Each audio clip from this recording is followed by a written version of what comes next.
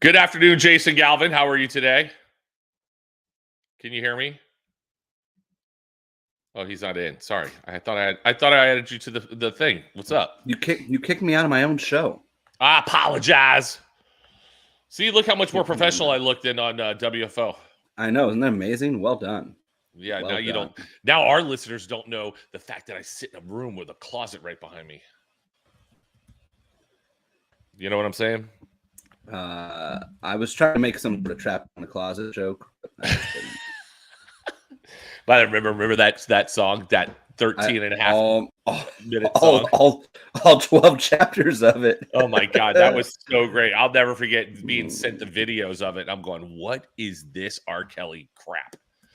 So great. Well, welcome everybody to Life's a Drag. We were just on WFO show promoting this show. So I'm glad if you guys are all coming from over there. You're probably missing all the commercials that Joe's got going on right now. I don't know how you're going to support his whole world, but thank you for joining us here on Life's a Drag.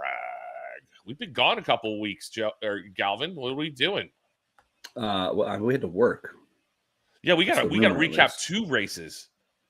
That's the rumor. Yeah. Oh, that's right. I forgot about that. We got to recap 2 races. Yeah, we got Epping to talk about, and we've got this past week.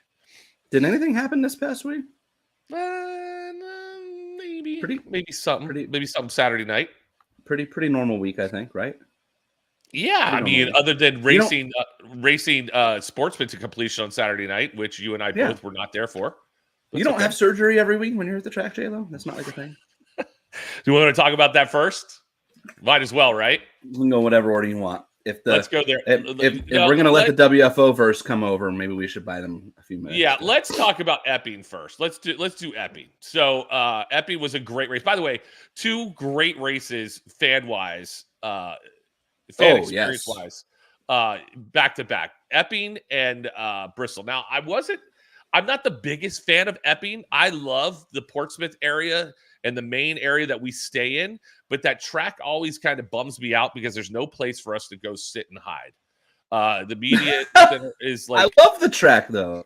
The track surface great, the racing's great, but during the downtime, there's just nothing there for us to do. There's no media center. I get it. Yeah, and I had to be Hannah that weekend, so I was running the midway stage. So I was basically out in the elements the entire time, and it was very sunny, beautiful weather, but just sunny. And oh, you know what? You should put the picture up of my sunburn too. I forgot about that. Oh man, yes, I'm on it. So it was very sunny, and by the way, I cannot get enough sunscreen on my body. I mean, it's like I've got the worst farmer's tan ever, and I just can't keep enough on there. And Jason Galvin, we were walking to dinner or down to the bar in the hotel one night, and he goes, "Please stop moving." And I go, "Why? What's going on? Is there something on me?" He legit thought there was like a spider on his head or something. Yeah, I was like, "What's going on?" Way better.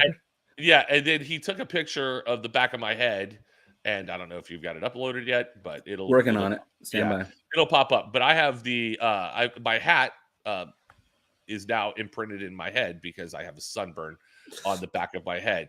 And I meant to check on that this weekend in Bristol. Did that go away yet? Or no, it's still there. That's never going to go away. By the way, I wore that stupid Mission Foods hat on the plane ride home because I don't get embarrassed about a lot of stuff, but I don't need people to just point it out and go, "Hey man, you screwed your stuff up. Your hat head. What?" To the point where I did a corporate event and I had to draw attention to it. The self deprecation of Jason Logan goes on and on and on. So, but yeah, so that was that. But great race in Epping.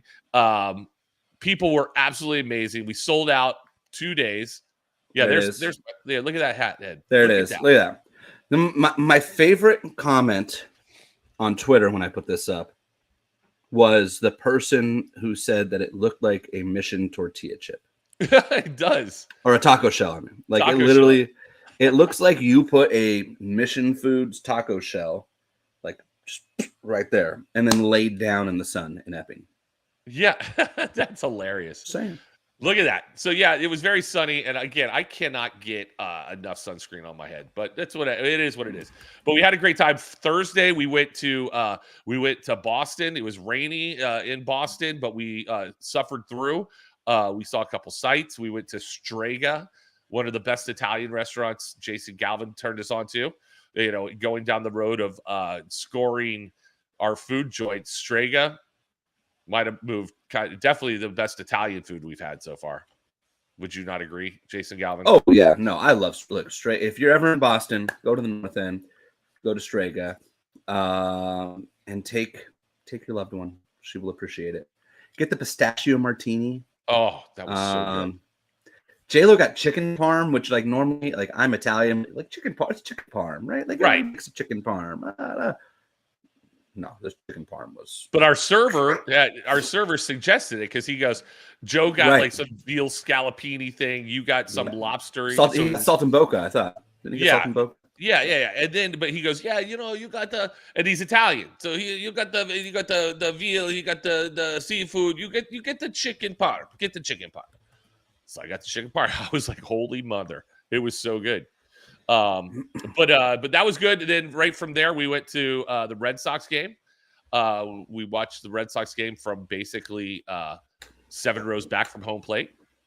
Fast Freddy hooked it up. Yeah, Freddie Perkins. Shout out. Look at this. We got new viewers. Steven got a notification. Look, it's almost like we're becoming big time here. God, we're actually starting to do the right way. I know. Costello texted me and said apparently sharing the link on his show didn't quite work because people had to be like friends with me. It's weird because I was on YouTube and like, I don't know. We'll figure all that out. Apologies to the rest of the WFO verse, but we'll get there. Yeah. We'll get there. There's Meg. Meg, it was nice to talk to you, Jason. Get to talk to you. Look at this special delivery. My wife literally went and got me Starbucks. By the way, is your wife? Love you. Is she nice to you now? She was not happy with you on Saturday night. I wonder why. I don't know, Heiner. Tell me how the internet is today. I got the deal. It's right outside the door, but I'm wondering almost if I need to put it in the door because it still looks like it may not be great. But we're working on it, Heiner. We're making progress. Lonnie V had to get past all of the RuPaul crap to find y'all. Yes. Just Googling Life's a Drag can create like we're working on that. Okay. Heiner says it's not good. All right. So Heiner, I don't know. I'm gonna fly you out here, okay? Because I literally have the mesh deal right on the other side of the door, right here. Right. Okay. So yeah. So you listen. You can find us on YouTube. You can find us on Instagram, Life's a Drag. We're on Twitter X, Life's a Drag. They will post all the 1320, like the feet of a drag strip. Put that in. That helps. That's true. Yeah. So that's all. That's where you find us. We're terrible about promoting ourselves, because we don't make money doing this. What are we talking about yet? And we appreciate you for sharing it in the chat. Thank you very much. Yes. Thank you. All right. Where were we? What were we talking about? Fast Freddy. Freddy. Epping was great. Yeah. So we went to the game, and he got us tickets to a little. So we could go up on the Green Monster and take a look. So that was cool. We got a little VIP. A little VIP thing going on there. Subscribe, like, and subscribe. That's what they all say, right? My 5-year-old does that. He watches YouTube shows and then he creates his own one in his bedroom. And he literally started. And he goes, "So welcome to my show. Make sure you like and subscribe." And I'm like, "You're 5. Jesus Christ!" Oh, that's awesome. That's great. JJ's he's going to be the next one to take over everything. Hey, speaking of Mike Heiner, look, I didn't upload it here because it's a long video or whatnot, but I got to say thank you to Mike Heiner. So for those of you who follow me here, and I guess we'll use this as a double segue, because it'll get a picture up. It's the only picture that I looked at, okay? But those of you who follow me or friends on social media or whatnot might have seen that after Epping, we started this tradition, not the hospital tradition, but this little zombie guy, okay? I got a million pictures of it. You can find me on Instagram, Jason Galvin 42, Facebook, etc. And you can go look at all the pictures from Epping, and I'll put all the pictures up from the store here. 20-second backstory on that is I went to leave for Epping. My son, JJ, 5.5, he's got all these Lego Minecraft characters. It's a game. If you don't know what it is, it's fine. But anyways, that little character in particular is called a zombie. And I go to leave for the airport Wednesday night because I took a red eye to Epping. And he goes, "Daddy, you forgot something very special." Very special. But I forget, right? He walks around, picks this zombie up, carries it over to me, picks up another guy character, puts it in his pocket, and goes, here, I want you to put this in your pocket. That way, when you're gone, if you miss me, then you can reach into your pocket and feel my zombie, and you'll be able to think about me. And if I miss you, I'll reach into my pocket and grab my Enderman as his guy, for those of you Minecraft inclined people. And I thought it was like the cutest thing of my life. Like, it literally, I'm a softie anyways, made my heart melt. So I put zombie, goes in my pocket, and I decided when I got to the airport that night, we're going to make this thing. Had no idea it would blow up. Like, I made it a thing for me more than anything, right? Sure. There's a hashtag and everything. Like, I wanted a thing for me, for something me and my son could bond over. Because one thing that's really difficult about this life that we all live is you miss family moments. Like, it just is what it is. And you know that going into it. I knew it when I went to school for sports broadcasting. This is what I want to do for a living. That when I had a family, there were going to be things. And like, you either accept that or you don't. So started it, and it blew up, like mega blew up. So that brings me to Michael Heiner things. Heiner saw it, commented, I wish I would have known we could have put him in the race car. Friday night, grabs the zombie from me, goes, and I'll post the video at some point on my social this week. It's too long to put on here. Put the zombie up on the roof panel of Derek Kramer's Pro Stock car, like right next to all the buttons and switches Derek has, and sends me on board a zombie going for a ride in the Pro Stock car. And let me just tell you, Derek Kramer's got one more fan here this week, because Joseph Galvin thinks the Get Biofuel car is the baddest ass Pro Stock car of all time now. So thank you, Michael Heiner. That's awesome. Was beyond kind of you to offer. Beyond kind of you to offer. And I greatly, greatly appreciate it. So that's very cool. Yeah. Dan Nagy asks, Alvin, are you a California guy? I am a California guy. I live in Bakersfield. Heiner says that makes one fan. That's not true, Heiner. Come on. Joe loves Derek Kramer. There's two. Okay. See what I like Derek Kramer. There's three. We tripled the count. I like Adrian a little bit better than maybe I like Adrian's way cooler. Adrian probably destroys Derek in the fencing battles. That would just probably. But she probably gets a battle axe and comes in there. JJ also, like, there's the other part of it is my kid is like Minecraft, and like that's all that, it's like Ren Fair type of stuff. If JJ and Derek would probably like spend more time talking about fencing and pickaxes than they would about race cars anyway. So all right, that brings us back to this. So let's jump into this because we teased it on WFO and it's been 10 minutes when we mess right about it. All right, so do you want to tell us how we got there? Fast forward to Bristol, and this is zombie in the hospital of the Ballad Health. I forget which one it was, but it's in Kingsport Hospital. Now, Ballad Health happens to be a sponsor of the track in Bristol, so thank you to Ballad Health. Shout out to them. Here's the synopsis of how we even got down this road. So Saturday in Bristol, the track staff, which is phenomenal. It's a beautiful track. Great people. Cater food for the safety safari. And fortunately, as part of the announce team, Cody Savage, division director, includes us as part of that head count. So Saturday night, we ended up having to run really late to conclusion because of rain. Sportsmen had to run all night. And so they brought the food into the tower for us to eat. There was steak, there was chicken, green beans, potatoes, salad, bread. And by the way, usually this food is served at the Circle Track in the big in the Bristol suite, right? Suite. So you get to go look in there, and they make it a really cool deal. So anyways, continue. Which I've been to Bristol 3 times now, and all 3 times we've been postponed Saturday, so I haven't even gotten that part of the experience. So so we're sitting there eating, and I had a piece of steak and took a bite that I would not have considered to be abnormally big. And the steak was a little tougher. I mean, it probably had also been sitting there for a while because it was supposed to be at the Circle Track and got moved over. And that stuff takes time. You're moving catering spread. So like, it was had great flavor, right? Maybe a little tougher. And I thought that I chewed it a little longer than I normally would, but I'm a couple bites in, swallow, don't feel anything abnormal. Take a sip of water. and I like coughed it up bad. Now, like we've all been there where we swallowed liquid, it goes down the wrong pipe, right? Like show of hands if you've never had that happen. Okay, you're lying, right? So that's just what I thought it was. And I'm in race control with a bunch of grown men who work around race cars, and they all made a bunch of inappropriate comments, and we all laughed it off and haha, right? So then I took another sip. I took a bigger sip, trying to wash down the coughing-ness. And it was about that time that I knew we had a real issue. And I'm not sure that I knew so much we had a real issue as Dennis, who's the Division II, I think the Division Service Coordinator. No, I'm not even sure. It's Cody's right-hand man, who's a firefighter, EMT. I believe he's retired now. Jeff Shumway, whose wife works in the medical profession. Fuzzy is one of our starters. Like, has medical experience, background, history. We're both there, and I swallowed the water. J-Lo's not there. J-Lo's in an autograph session. I'm doing the autograph session. Joe is in the booth, so the door's closed. Alan has his back to me. He's in there eating, has his back to me. And I swallowed, and I felt all the water stop like here.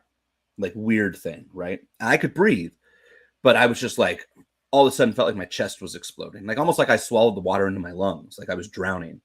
And after like 10 seconds, it came up, the water, just water, like weird. Like I did not, people go, you threw up. Like I didn't throw up. It was just water, like I spit water out that I had swallowed.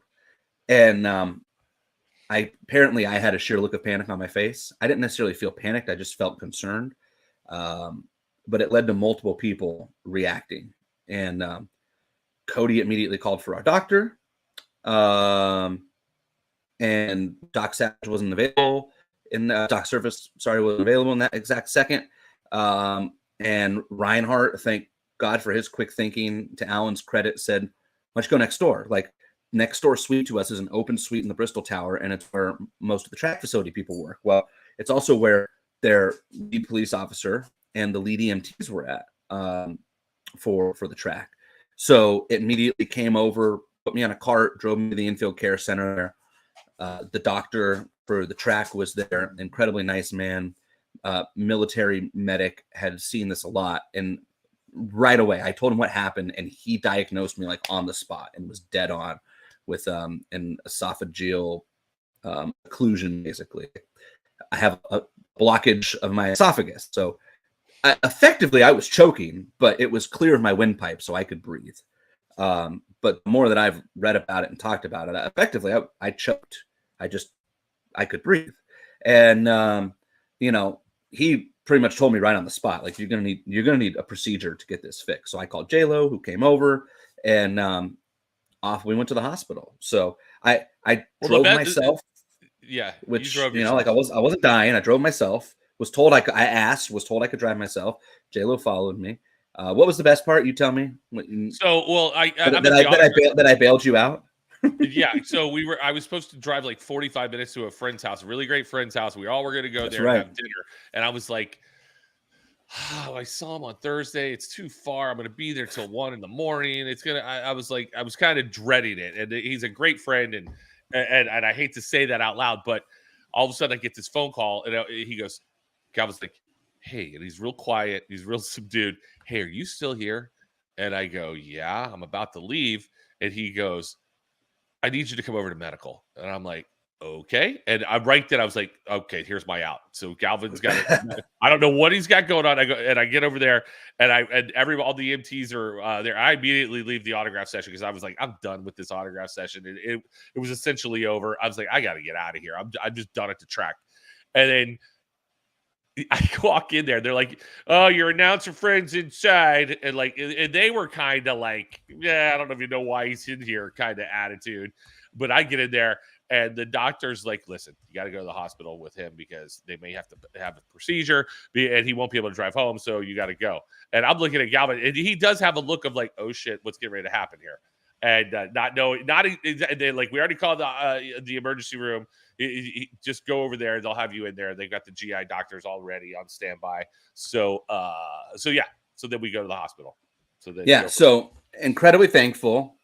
The doctor literally called multiple hospitals in the area, found the one that had a GI doctor available on standby, had that doctor on call. I walked in, they were waiting for me. I was in a bed within 5 minutes of showing up at the hospital. Hi, Kelly Crandall. Kelly knows this story because I told her Sunday. Yeah, I was in a hospital in a room within 5 minutes. And then we went to work on, there was, so the first thing they had me do was try to drink some soda because the carbonation and the caffeine can help loosen it up and dilate you. Didn't work. So let me start talking about this. And this is where Jason shows up as I'm drinking the soda. And at this point, he's really more aware of what has happened.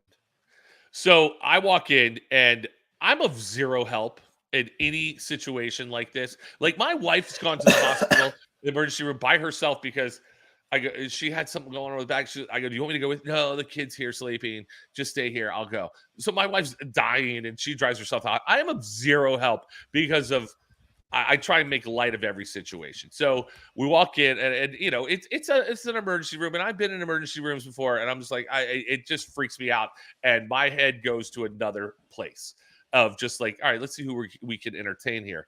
Well, I look at the board where you see the nurse's name and all this stuff, and I'm like, I see the nurse's name, I'm like, Jarrell. I go, really? So immediately in my head, I'm gonna see what this guy's all about. By the way, the Dr. Cameron brought him a soda. And it's at least an hour and a half before Jarrell, the nurse, rolls in. And Jarrell was the one person that we didn't see a lot of. Yeah, and it might have been because of this. So he comes in and he does all the paperwork and everything. But as soon as I see him coming in the room, and I go, "Oh, are you Jarrell?" And he goes, "Yes, I am Jarrell." And he had an accent. That's a horrible accent. But I said, I go, "How's Superman? Is Superman cool? Is Kal-El being good?" And he's like, "Oh yes, I've heard that joke before. Ha ha ha." And he was like, so at that point in time, I'm on. So he's doing Jason's paperwork to get him admitted, right? And he kind of got something wrong, and he had to ask Jason again. I go, listen, Jarrell, along with being a DJ and an announcer, I have a very lucrative malpractice law firm in Orlando, and you just made the list with that one, buddy. And it was like, I was like, what is that right next to your DJ equipment? I go, yes, Jason Galvin, it's right there, and we will sue this place. So at that point in time, now it's on. And now we're off and running. Yeah, Dr. Cameron, we're gone. Dr. Cameron is like, he hasn't been back yet with that medicine. Oh, I'll find out. Jarrell was taking forever. Dr. Cameron was not happy with Jarrell. That's true. And Dr. Cameron, he goes, listen, if you need anything, just holler. Because it was quiet there. And my whole thing is Galvin's in a bed, and he's after he took a couple sips of the soda, he's actually puking that back up. So he's not out of the woods yet. And right. It's still very much a legit emergency for the record at this point. Yeah. So more so than I'm giving it credit. I actually, to Jason's credit, for as much as he was making levity of the situation, I'm also incredibly thankful for him because I think he also kept in mind seriousness of the situation. Right. And meanwhile, I was over there trying to brush it off, Yeah. So I'm walking around, I'm pacing, I go, where are the cute nurses? Where are they located? Let's go see where they're at. She found one, by the way. That was my favorite part. He finds the one cute nurse. Yeah, we found her and we were talking. But anyways, we're just messing around. And all of a sudden, Jarrell finally comes back with the medicine, and that's supposed to open up his esophagus and let it slide down, the piece of steak. Well, he Galvin didn't want it in his hand, the IV. Well, no. So that's my favorite part is he walks over with the syringe. My wife is a nurse, right? And I'm sitting there this whole time, and I'm like, are they going to give me an IV at some point? I've been there for an hour and a half, and Charles and he walks over with the syringe. Okay, I'm gonna give you your medicine now. And he walks over, I almost more. He walks over with the syringe. He grabs my arm. And he starts. You don't have IV? I'm like, no. Where would it be? You want to put it? And again, I reminded Jarrell, lucrative malpractice law firm. And so then he wants to put the IV in my hand, and I'm like, dude, I have good veins right here, like multiple. And he's like, oh, just, sometimes that causes more pain. I'm like, no, you know what causes pain? Sticking a needle this long into that. Okay. Right. That, like, and so, I mean, listen, Calvin, this guy's got like 8 malpractice lawsuits, according to Jason Logan. By he's done. He's done for. We're Ballard help. Ballard help. There, that guy's gone. Jarrell's gone. He's gonna have to go back to the Superman's cave or wherever he was. Anyways, the Fortress of Solitude.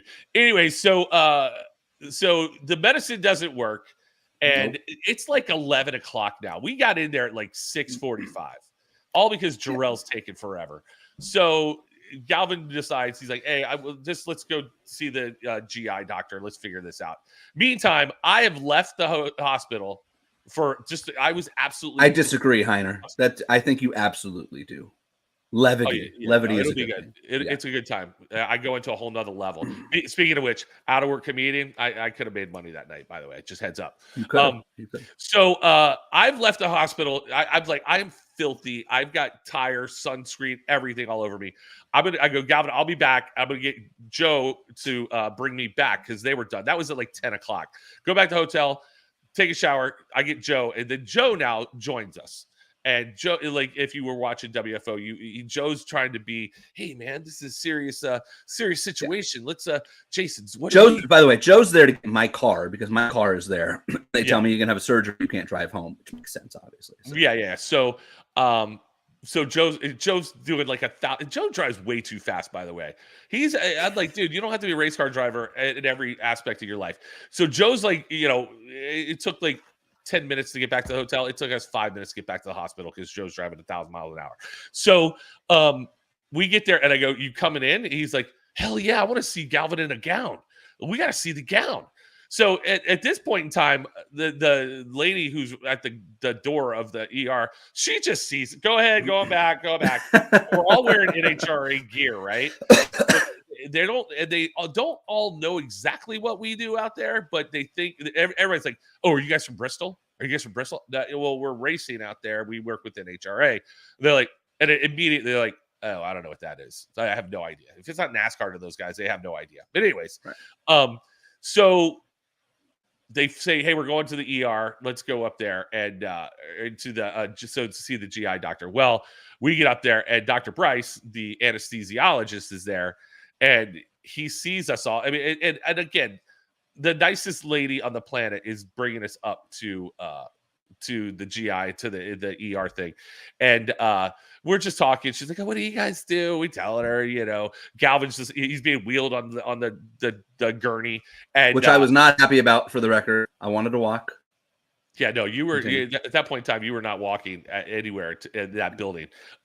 So we get there, and Dr. Bryce is like, "Oh, my birthday's tomorrow, and I'm going to the races. This is going to be great. And you guys do what?" And we just proceed to. Joe and I are just freaking going to town, and Joe makes a statement. Yeah, he's been asking for an anal probe. Why is there a reason why he needs an anal probe? And so we're just like, oh my god. So these people which then has me start backing up while I'm meanwhile effectively choking. Yeah, he's trying not to die on this thing, and Joe and I can't stop making stupid comments, and to the point where I said to the GI nurse or the doctor, I go, "Will you be taking pictures of this? Because we have a podcast that I need to pull. I need to show the surgery on." And she goes, "I do. You'll just have to wait for a minute for us to print them." And we're like, "I ain't got time to wait. We've been here waiting." Then I go, and I go, "Will you be sending that piece of steak out to sample or anything like that? Make sure." And she goes, "No, it's a piece of steak. It's not like it's." And I'm like, I go, "Can we keep the placenta? Is there any way we can keep the placenta?" And I go, "I hear it makes for great shampoo." And Joe's like, "Dude, we got to get out of here. Shut up." It was like Joe was trying to be the hall monitor at some point in time. It got too much for Joe. And then Galvin's over there laughing. The nurses are like, "What is your phone number so we can call you back?" Oh, I gotta play that phone message too. I forgot about that. But anyway, that's right. Oh yeah. So finally, it's like 11:55. Joe and I leave out of there. And the ladies, I give the lady my phone number, and I'm just like, yeah. She goes, "We'll give you a call. It shouldn't take too long." And the ER nurse or the GI doctor couldn't get. We're like, "What's the time frame?" She goes, "I don't know. Depends on how well it goes." She goes, "It can take 5 minutes. It could take an hour." And we're like, "Oh, great! I've been here all day. We can't do all this." And we're like, Gal was like, "Listen, I gotta be on a plane in Charlotte at like 6 a.m. tomorrow." She's like, "You can't drive for 24 hours." I'm like, "Listen, at 3:00 tomorrow, I'm driving." And she goes, "Hey, I'm just telling you. I gotta be at work in the morning." The poor kid who pushed. We gotta find that kid. The kid who pushed me. Remember when he came into the ER? I was like, "How long is this gonna take?" And he's like, "I don't know." I'm like, "Listen, at 7, I start talking about race cars." And he's like, "Oh, you're not going to work tomorrow." And then I said, "Find that kid. Find that kid." Yeah, he's getting a malpractice lawsuit as well. But I said, I go, "Dude, are you admitting him? What is going on?" Now I'm actually kind of concerned. By the way, Jason's been there and has not talked to his wife yet. Okay. So that was a whole thing. I was just like, dude, you're in the hospital and your nurse of a wife is going to want to freaking know. But I understood why Jason didn't do it. And we really don't need to get involved in all that. But I was the one that had to break the news to her out in the parking lot. And she goes, and she had the tone of like, really? Are you kidding me?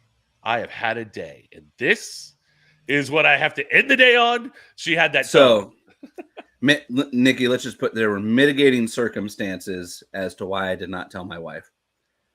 Part of which has to do with being almost 7 months pregnant, and the other part has to do with how the rest of her day had gone on the West Coast, right. Where she let's just say she'd already made one hospital visit, not for herself that day, and I didn't need her stressing out about me as well. Correct. So I got it. But so the procedure, what, it took like 11 minutes, or you were under for 11 minutes? I was under for 7 minutes and 30 seconds, according to my doctor. Yeah. So under. He literally rolled me in, right? Like what you left out is like this guy, Bryce, Bushin. Bushin Leonard. Something like that. I don't know. Anyways. So, and yes, you're right, Nicole, my poor wife, and she could not have wine, although she got a lot of it from our 5-year-old that day. He's telling me, he's like, yeah, so my wife's a professional golfer. She hates racing. So every year I buy tickets to the Thunder Valley Nationals, and I come out and, if you die, it's going to ruin my birthday. Cause like, they're going to cancel the race. And I'm like, oh, if I die. Right. He's the anesthesiologist. So of course he's got to give the worst case scenario. Right. He's walking me through. He's like, look, so, blah, blah, blah, blah, blah, blah, blah, blah, blah, blah, or you could die. Blah, blah, blah, blah, blah, blah, blah, blah, blah, blah, or you could die. Blah, blah, blah, blah, blah, blah, blah, or you could die. And like, all I kept hearing was like, or you could die. I'm like, I get it. Okay. If I have a heart attack, I'm going to die. Okay. Like, so he rolls me in. Now, J-Lo doesn't know this part. Like, he rolls me in and he looks at me and he goes, all right, so normally, how like, you go under and they count down from 10 and you fall asleep somewhere between like 6 and 3. And I go, yeah. He goes, yeah, we're not doing that today. I'm like, what do you mean we're not doing that today? And he's like, no. See, all-time great analogy here, by the way. And I'm the king of like stupid analogies. Am I not? Like, yes, you are. Okay. And I make them up in a heartbeat, right? He looks at me and he goes, all right. He goes, think of this like water and electricity. And I'm like, okay, I'm not following. And he goes, yeah. He goes, water, great invention, right? And in my head, I'm like, it's not an invention. But anyways, yes. Okay, yeah, I get your point. Water, great thing. He goes, yeah. He goes, electricity, great invention, right? I'm like, yeah. And he's like, water and electricity together, really bad. And I'm like, yeah, I'd be right here in the same spot I'm currently in. So right. Correct. Generally speaking, bad. He goes, yeah, that's kind of like your esophagus and your windpipe, right? Windpipe, great, you breathe. Esophagus, great, you eat. Food in esophagus in your windpipe, bad, you die. And I'm like, I get it now. Like, I'm following.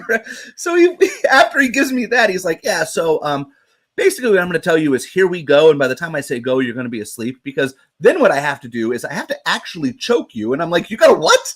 He's like, and Jason missed this whole deal. He's like, I got to pinch your throat and close your airway and choke you so that we could then get the scope down to get the food so the food doesn't come up and fall into your airway. But then I got to intubate you so you can breathe, and then the doctor will work. And I'm like, Jesus Christ, this went from like a 3-minute operation to like you're intentionally suffocating me. Like you just put a pillow over my face, it would hurt less, right? Like, oh, I'm glad I wasn't there for that. Right. And I mean, I kid you not, and I remember the whole thing, like, because I was under for so short amount of time, like I didn't have the whole anesthesia fog or whatever, but literally he's like, all right, are you ready? And I'm like, yeah. And he's like, all right, here we, and I remember hearing we, and that was it. And I took a nap, and it felt like I took like a cat nap on the side of the road in a car, and I woke up, and that was it. And I was like, oh, that's crazy. Man, he wasn't kidding about here we go. Right. Here we click. Good night. So that the procedure's done, and I told, and I'm sitting in the car just waiting, listening to a podcast, just have it, just waiting, because I'm figuring they're gonna call me, and it's like 45 minutes. I would have passed out. Yeah, exactly. Yeah. It was like 45 minutes, and I'm just like, okay, she said it could be 2 hours. I don't know. Well, apparently they called my phone like 3 times, and more than that. And I got a new phone, and they're like, "Oh, would you like to enable sleep feature?" And I want to understand time frame here to give you an idea of how quick the procedure was and how good the doctor was. Okay, 15 minutes after I went under, they were calling Jason Logan to come pick me up. Right after I went under, I knocked out. 15 minutes later, they were like, "Call Jason Logan, like, hey, you can come get him. You can come get him. You can come get him." So they finally called Galvin's phone, which I have, and I was like, "Oh, Kingsport. Oh, I wonder who this must be the hospital." And the lady's like, "Jason, Mr. Galvin's ready to go." And I'm like, "Oh, why are you calling his phone? Why don't you call my phone?" Well, I got the stupid sleep feature on, and after midnight, I don't get phone calls, so I was a little upset with that. But then Jason gets out, he goes, "You got to hear the voicemail that I just sent you." And I'm like, "Okay," and here's what it sounds like. Oh, please hold. Oh boy, I don't know how to do all of that fun. Please back up. Hold on.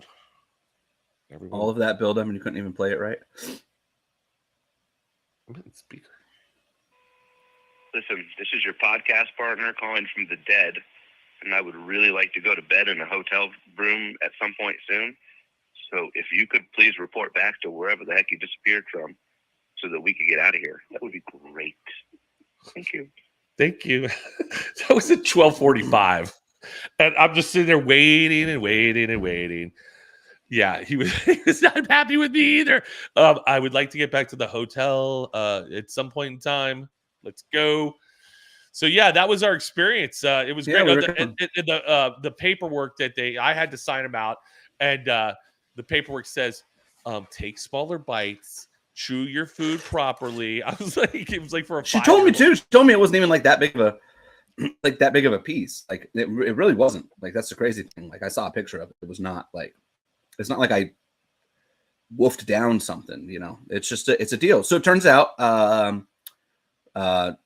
relative of mine who happens to be involved in the racing industry also has this, and so there's probably another procedure I'll have to undergo at some point to help expand my esophagus. But he had a very similar situation that most of my family was present for, and they tell me was very traumatic to watch him go through, which then made me feel bad for the people specifically in race control. And I think that part hit me on Sunday because so we get back, I went to bed. Like we were asleep by like 1:30, took a shower, went to sleep, got up, stopped at Dunkin', ate on the way to the track, like no problems, right? Like had a little sausage wake up wrap deal and a coffee. I was the first one there. Like, I mean, like we kind of filed in order because we hadn't really pre-race, but like literally I walked in and then Alan was 30 seconds behind me. And then Joe and Jason were maybe a minute behind that. But I think like the first time that I realized that like what everybody else saw and how it played out in my mind were pretty different was when I saw like Fuzz and Cash and Cody and Matt Stackman, who was in the tower when it happened, and then won the race, and Top Dragster came down and saw me on the top end. And like those people were like legitimately like a major life event happened. And I honestly don't think at that point that had really sunk in for me yet. Like, because I could breathe the whole time. And to me, it was really more of just like a giant inconvenience. But when Right. everybody else was kind of like, yo, I mean, like Evan, our boss, was like, why are you at work? And I'm like, I'm good. And like, really, truthfully, I was like, I had a little bit of like, almost felt like I, had bronchitis is what I was telling everybody in my chest, like where it was just like sore in the middle of my chest. But otherwise, I was good Sunday. Now I will tell you this: Monday hit me like a brick, dude. Like Monday was the worst travel day. How was the flight? Yeah, I was gonna say the flight home. I was so sore. Like I think from like the convulsions the whole night before, and like we didn't really sleep. Like I had like 4 hours of sleep and went right back to work, and we're moving. My body, I don't think I ever really had time to like sit and settle. But like I'm still very sore. So like Monday for me was the wake up call, like of like just how serious that was. And even yesterday, like my uncle called me last night, and we're talking about business, and he was one of the ones who saw one of my family members go through that separately, and he was like, he's like, you sound like shit. He's like, and I'm not saying you sound like you're dying. He goes, but you can tell that you are wore out, So you sounded great on Sunday though. The top dude, that's the thing is I'm for top end, dude. I was like pre-race. I'm like, man. At one point, Logan got on the radio. He was like, Galvin, you got to die more on Saturday night. You're killing pre-race. Dude, the Greg Anderson intro for #1 qualifier was absolutely fantastic. It was so good. I don't know. It's just called a second wind. I don't know. Oh, it was so good. But yeah, so I'm glad you survived. Thank you. All right, but that leads to this very cool thing. I don't want to. We've been talking about this way too long. I don't want to drag it out. I do want to say, so Dr. Bryce came to the track on Sunday, and he texted us when he got there. Shout out to Joe for taking care of him, put him down on the starting line. If you watch .tv, then you obviously saw the interview. But the one thing Dr. Bryce told me was that he wanted to meet John Force. It's like I said, what can I do for you? He's like, I'd love to meet John Force. So John found out what happened. I mean, listen, first, I wasn't really telling anybody what happened, but before pre-race started, apparently the whole pro pits. Like I had drivers walking up to him like, how the hell do you know? So John found out what happened. On the top end, he comes up to me after his round 1 win. And I told him, I was like, yeah, I'm good. He's like, I don't need to know what happened, but I heard you had an issue last night and I'm glad you're okay. And I went, wow, it's really nice of you, John. And I go, here's the 10-second backstory. And the anesthesiologist is here today. And the one thing he said he would like to do is meet you. John, and I quote, F yeah, bring him over. Okay, so I texted Doc. I said, come meet me at John Force's pit. He goes, right now? I go, yeah. So first round finishes. I drive down there. Doc's got his buddy with him who takes this picture. John's warming the car up when we get there. I walk them into the back of the pit. John gets out of the car, waves to him, goes, hold on 1 sec, right? Gets out, takes his gas mask off, puts his PCAT on that he's got on there, goes over, shakes his hand, talks to him, takes this very nice picture. But I mean, literally, to give you an idea how good, like, I legitimately felt, this is legitimately 10 hours post-op. Like I felt fine. No, you were fine. Time, right? You were fine. Yeah. I would tell you, John Force is John Force for a reason. And not just driving ability, right? John Force reminded me that day that I don't care that he's 75 years old and his driving ability has nothing to do with it. He gets it. John Force is a people person first. And he has had the career he's had because he is a people person. And he understands how to take care of the people who take care of him, his fans, his sponsors. And John Force sat there and talked to the doc for probably 10 minutes in the middle of eliminations while the team's getting ready for round 2. Thanked him multiple times for what he did for me. Made a classic John Force quote about how it should have been me. I'm the old guy, should have been dying on your table. He should have made a joke about it. It was great. And said I got to go, get ready for the round here. Doc shook his hand one more time. And as John turned to walk away, stopped, turned back around, took that white PCAT off of his head, signed it, thank you for what you do, 16-time champion John Force, and put it on the doc's head and walked away. And I went, and that is why John Force is greatest drag racer of all time. Yeah, I had a little moment with John Force 100%. At the autograph session, and like he and I'm just there, hey, so and so's here, blah blah blah blah blah blah. Well, John and Austin were running late because they were in the media center after the round, and John Force comes walking up to me. He's walking super fast. He comes to me and goes, "Hey, man, I'm sorry I'm late. I had to do the meet." I go, "John, you don't have to apologize to anybody for doing your job." And I go, for anything and I go, ever, especially to me, you don't have to apologize to me at all. I go, "You're here, man. Thank you for being here. I mean, you've done a million of these things." He goes, "Oh, I got to do them, man. Got to do them." But yeah, that media and the kid up there, he's going to be late because he's got stuff going on. And I'm like, dude, you don't have to. I mean, if anybody doesn't have to apologize for being late, it should be him. But no, he takes that stuff seriously. And it was crazy. I was like, but you're right. I think John Force is getting to that point where he knows he's going to say goodbye fairly soon, and he just wants to be John Force as long as he possibly can, and he's gonna be out there in front of everybody and just soak it all up. But mortality is a thing that I truly believe John Force has never considered until this year. Yeah, I agree. And I mean, the Dallas crash should have killed him. Eric Medlin died in one of his cars. If I recall, there was a JFR car, if not in the other lane, that was supposed to run Scott Coletta the next day. Right there are all of these tie-ins in John Force's life that should give him the realization that mortality is a real thing, right? But he's John Force, and so I don't think he's ever truly considered it, because he's John Force. He's upside down on fire. I saw Elvis at 1,000 feet, and life goes on. I think this year, for whatever the reason, and I don't know if it's the issues that Robert had in the off season that have kept him out of the car. I don't know if it's the realization that he's got a real competitive car again for the first time in a long time. I don't know. I don't know if it's the 75th birthday being a round number, a milestone type number, but for whatever reason, for the first time since I've known John Force, which is obviously a pretty long time, you as well, he seems like he really understands that this will not go on forever, and nothing in life is guaranteed, and it could end tomorrow on the freeway driving to work, or it could end in a race car, or on an airplane, or eating a piece of steak in a tower, or I mean, all of that. And like, it doesn't even have to be like death, right? Like the Frank Teagues thing, I think, really hit John. See, I knew there was a Robert Height guy in there. Thanks, Jim. Because Robert's idled down the track. I remember that now. I think of the Frank Teagues situation, and Frank Teagues was somebody who John met later in life, but they became very close and sponsored a lot of what JFR did.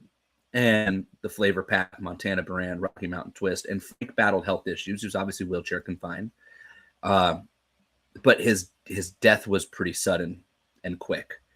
And, maybe that was part of it. Maybe it's just all these things combined. But for the first time, I think John is realizing that he needs to soak this in, because there is an end.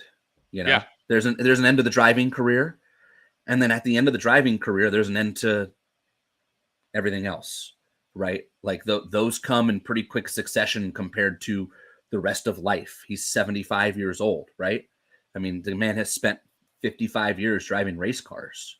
So I am trying to enjoy it. I tried to think about that a few times on Sunday, just when I was interviewing John, even just talking to him in pre-race. I think I've tried to take it in more. I know Joe and I have talked about that, and that Joe has tried to take that in more. I think to Alan and Brian's credit, when you listen to the broadcast, that you can hear it in the way that they tell the stories of the races as well. That, like, I think we've all lived our life around the sport of drag racing, that John Force is John Force, and he's going to be here forever. And at some point, John will be here, but he'll be standing on the starting line behind a race car. Right. And, that's a thing. That's a real thing that's coming sooner than later. And for the first time, we all kind of have to face that. And so I think everybody, each and every person watching the races, needs to like take that in, respect it, because I mean, wouldn't we all like to go back and watch Babe Ruth, right? Would all like to go back and have Dale Earnhardt for a few more races. You know, even just people retire. Like, yeah, I'd like to have appreciated what Michael Jordan did on the court more than I did when I watched it. What Wayne Gretzky did with a hockey puck more than I did when I watched it, versus appreciating it 20 years later. And I think that's something we could all learn in the sport, is that we should really appreciate this, why we have it. Well, and I think after Epping, when he won there and he handed the trophy, the Wally, to Austin Prockett, said he's going to take over. He's going to replace me. The whole place melted down. They were like, oh my God, is he quitting tomorrow? Is he never going to be back? You know, and then he went on Joe's show and, you know, said, hey, no, I'm not going anywhere. I'm just saying. And he even admitted it. He's like, at some point in time, I got to get out of the car. I can't do this forever. He goes, I wish I could, but I can't. So, you know, dude, I'm right there with you. And I've always been somebody who's just like, you know, I understand his greatness. I understand. I mean, honestly, the one of the best things I've ever seen was him climbing the fence in Seattle. That was just absolutely the coolest thing. I wish I would have been there for that. It was Austin's on the freaking wing of his car after he won, and then John Force is climbing the fence, getting in the stands. It was absolutely the greatest thing I've ever seen. And you know, but I not that I take it for granted, but I understand his place. But I like trying to watch other things and, you know, appreciate everybody else. You know, even like Tony Schumacher winning this past weekend. I was like, yeah, that's freaking awesome. I go, good for that guy. I know that car's been struggling a little bit, but you know, he's the all-time winningest top fuel guy. And you forget that sometimes because he took time off and then he's back and now he's like, you know, and I think he's, you know, I think he's even more appreciative of the. Oh, no question. No, you can hear it just when you talk to him. Yeah, you know, and I'm not saying he's like totally cocky and full of himself back in the run when he was doing it, but you know, when you're at that height. Well, but I mean, I think he was, but rightfully so. Like when Tony Schumacher was kicking everybody's ass, Tony Schumacher was the baddest man in drag racing. Right. At a time when John Force and, you know, Andrew Hines was coming along and Angel was on the back end of her deal, and we just got out of Warren Johnson, we're rolling into Greg Anderson. Tony Schumacher was the man. Yeah. Like, and deserved to have that feeling. Very, very much so. Earned every bit of it.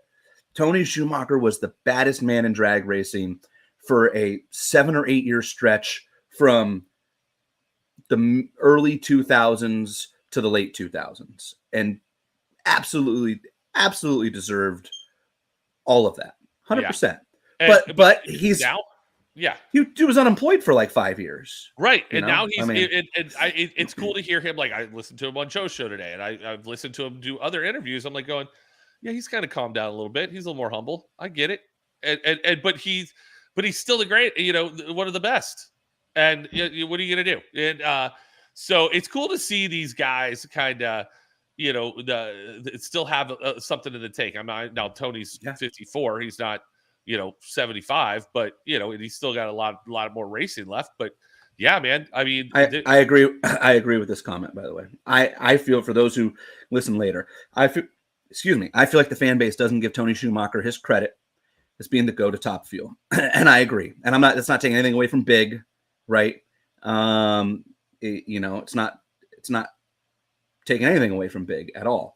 I just think that, you know, different eras, different, you know, whatever.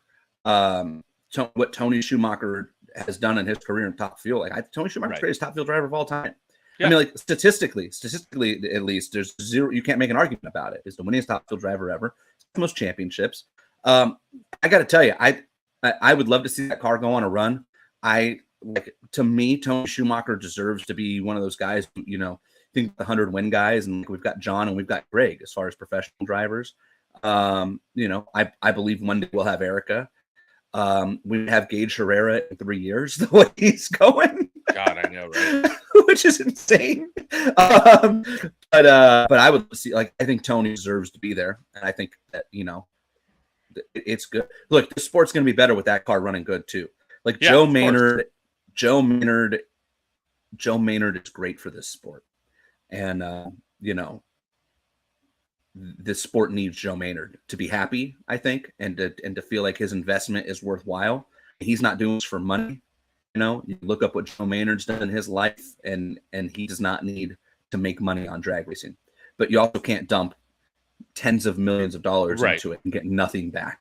So back finals. That's why I love. I tried to play it up because I thought it was so important in Epping, and I said it again last week in Bristol. But I mean, I will be 37 next month. The entirety of Tony Schumacher and Doug Coletta's careers have basically spanned the formative years of my drag racing life, right? Like I was 8 years old when they came into the game. And I think if you would have said in the year 2000 that it was going to take until the year 2024 before both of them had world titles, you would have been looked at like you were an idiot. Right. And it took that long. And that's why I thought it was so important to point out when we got to Epping and we got that final round that we finally get Doug Coletta, Tony Schumacher, final round, and they're both world champions. And how long have we as a sport been waiting for that moment? Right. A quarter of a century. Think about that. That is a quarter of a century we waited. Nobody would have believed that in 2000. But Tony Schumacher's coming off a title. Like, Doug is Doug. But you get to 2003, 2004, and Ron Tobler's over there, and Tony's got Alan Johnson, and you're like, man, at some point here, Doug's going to win it. And Ron took it away from Doug. And Tony took it away. Like, it's not like Doug got robbed. Tony went and took it away, right? But nobody would have believed it. 25 years is how long we got to wait for this. And not only did we get it, but then we got it in back-to-back weeks, and they each won. So I just think really, really damn cool. Yeah, no, that was definitely cool. Also, one of the cooler storylines of the entire Bristol weekend was Pro Stock Motorcycle. Matt Smith just running absolutely roughshod, and then engaging him in the semifinals. That couldn't have been built up any more better. And then watching that semifinal. Gage was in a whole shot. Dude, that was like Gage was in a whole shot. I mean, it's a that was the babiest of baby hole shots. Right. That was insane. Yeah. Like that was a great drag race. And again, that's coming from somebody who's like, whatever, I don't give a crap. Dude, I was in on the entire time.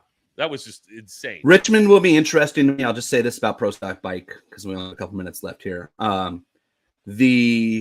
The altitude at Bristol, I think, was maybe underplayed a little bit in the Pro Stock motorcycle conversation specifically. That track naturally has some altitude. I believe it's the second highest DA track on the tour now behind Vegas. And the weather conditions could even make it the highest. But, you think back to Denver last year, right? When was the one time Gage was the number one qualifier last year? It was Denver. Hector was number one, right? The Buells have a massive advantage. I mean, Matt rode the Buell in Denver last year for that reason. So I will be curious to see if Matt's performance increases carry over to Richmond. I hope they do. I'm not saying I don't believe they will. I don't have any insight on that, and I don't have an opinion on if they will or not. I hope they do, because I would love nothing more than to see Matt and Gage just throw, hook after uppercut the rest of the year. It'd be the best thing that ever happened to Pro Stock Motorcycle. But I'll be very curious, because when we get to Richmond, DA goes away, and, Gage has been pretty damn hard to beat. By the way, the bumps, there's a question about what we think on the bumps. I love that track has character. I know they paved it and everybody thought the bumps would go away, and track specialists told me they actually got worse. I don't care. Was racing bad this weekend, J.O.? No, not at all. Wasn't unwatchable. If anything, it was phenomenal. I mean, phenomenal. Look at the final round of Funny Car. Like, Austin and JR streaking down there, spinning the tires, cylinders out, cars wagging the tail. Matt Smith doing a wheelie from half track on his number one qualifier run. Barely got the front end down.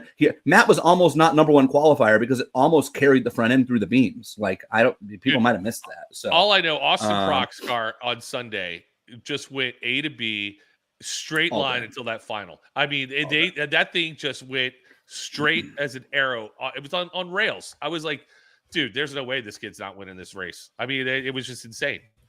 But yeah, no, it was great racing. It was a great time. Bristol was also, this is, by the way, if you don't know anything about Bristol, this is what the low zone looked like. You know, low zone was lit.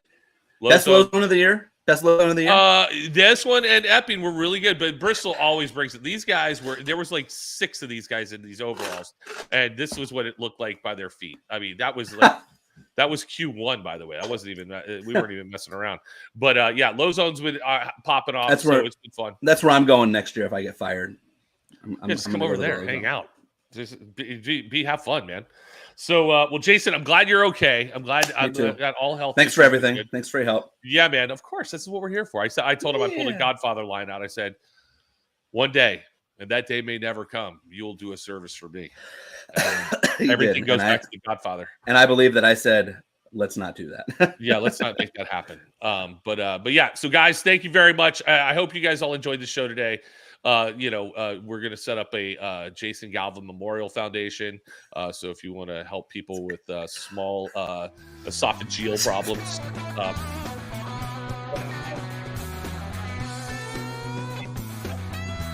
Can't hear you anymore. Bye. There he is. All right, guys. We'll see you guys next week, hopefully, and we'll have a fantastic show. And Jason Galvin, we'll see you guys later.